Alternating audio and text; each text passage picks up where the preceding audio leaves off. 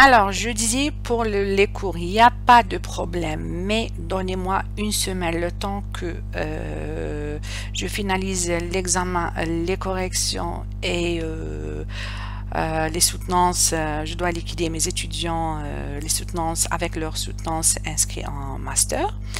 Dans une semaine, relancez-moi, envoyez-moi un message sur ma boîte perso ou bien laissez-moi votre adresse mail ici en commentaire et je vais vous envoyer les cours. Spécifiez-moi uniquement les cours quadripôle, transistor, diode ou je ne sais pas et je vais vous envoyer tout ce que vous voulez, il n'y a aucun problème.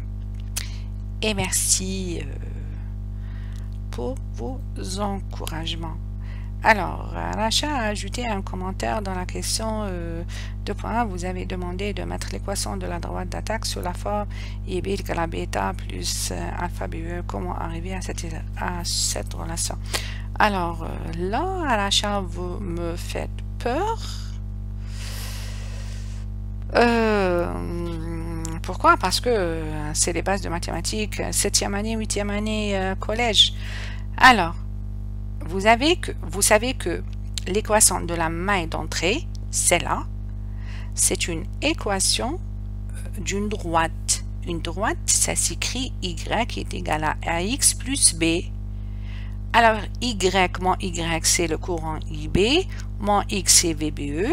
Alors, c'est IB égale quelque chose fois VBE plus quelque chose constante. Mais ça, c'est pas bêta. B. C'est une constante. D'accord? C'est l'équation d'une droite. IB est égal à AX, X c'est VBE plus bêta plus B, c'est une constante. C'est tout. Voilà.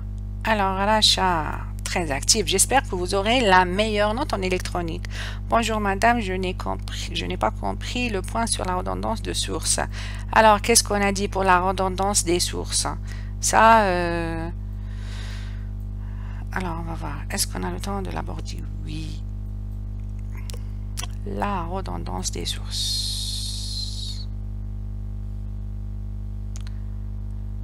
7. Donc, la redondance des sources, 7, c'était... c'est 10, ça. 7, 7, 7, 7, 7, 7, 7. Ok, ok, ok, ok. Pop, pop, pop.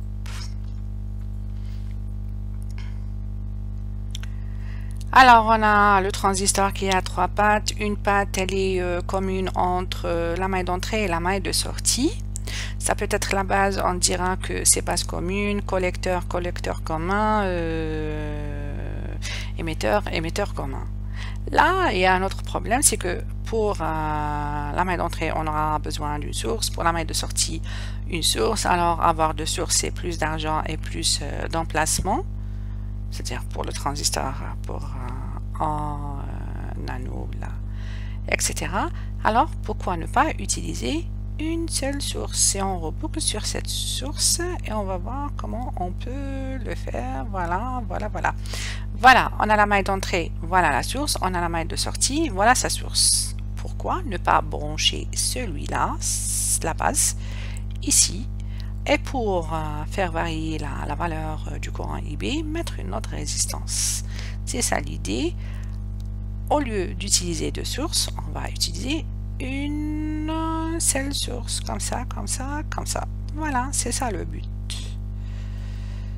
Très bien. Bonjour madame, je n'ai pas compris. Très bien.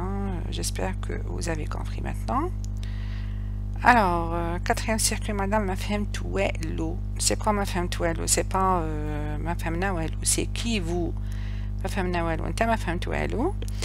Alors, il faut me dire, c'est quoi exactement la question? Je vais voir le quatrième circuit. Et puis, voir où est le tag, c'est quoi? Voilà, voilà, voilà. Alors, on est là. Oui, effectivement, le quatrième circuit, c'est le circuit de polarisation par point de base des résistances d'émetteur par diviseur de tension. C'est le meilleur circuit de polarisation parce qu'il va permettre une stabilisation du transistor. Alors, oui, je comprends ma fin c'est quoi? Parce que il faut lire le cours très bien et revoir la vidéo. Moi, je m'intéresse à la maille d'entrée et la maille de sortie pour étudier la polarisation de mon transistor. La maille d'entrée, elle est là. Je dois écrire son équation. Mais le problème, c'est que j'ai cette branche-là qui me pose un petit problème. Alors, qu'est-ce qu'on a? On a deux résistances ici et on a un nœud qui fait que le courant qui va venir par là va se diviser. J'aurai IP et IB. Maintenant, cette source, on a dit que cette source, elle est commune entre la maille de sortie et de l'autre côté de l'entrée. Je peux ramener là. Si je vais, je dois écrire l'équation de la maille d'entrée pour avoir la droite d'attaque. Là, je vais trouver un problème de calcul. Mais heureusement que j'ai une information qui est que IB, c'est un courant très petit, de l'ordre de quelques microampères. Alors, je peux le négliger dans mes calculs parce que généralement, les résistances sont choisies de telle manière que le maximum de courant va passer ici. IP, il est généralement de l'ordre de 10 fois IB. Alors, je peux négliger ce courant.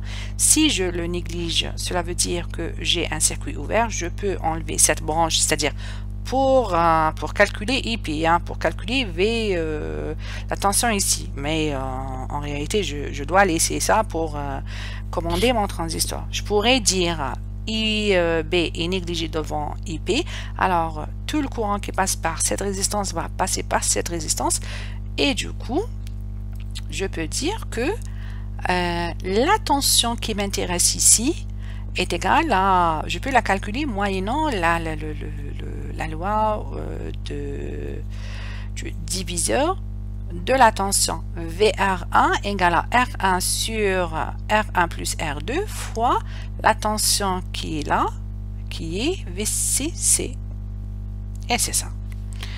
Très bien, on passe à la question suivante. J'espère que vous avez maintenant la réponse que vous cherchez. Voilà.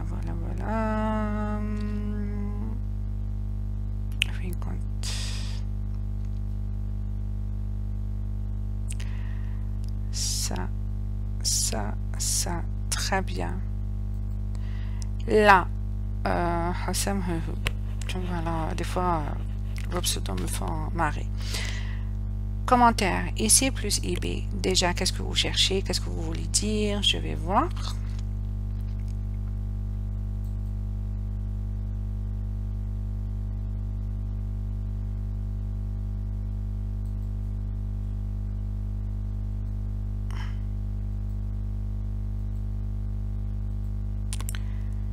Allez me donner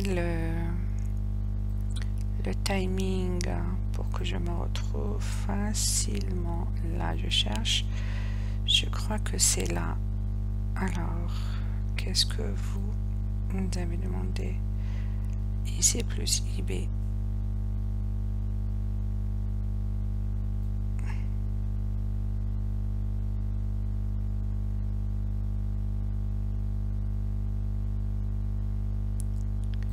Ok, je crois que vous parlez de cette résistance-là, comment ça se fait qu'elle soit traversée par le courant IC plus IB, parce que d'habitude on avait l'habitude de dire que la résistance RC est traversée par IC. Sachez que le C c'est le collecteur et se trouve ici. Si j'avais pas ce nœud-là, le courant ici, IC, le courant du collecteur qui va entrer dans le transistor via sa patte C, aurait été le même que celui qui traverse RC. Alors, mettre IC là, le courant IC ici ou ici, c'est la même chose. Maintenant, c'est une polarisation, c'est un circuit particulier parce qu'il s'agit de la polarisation par réaction de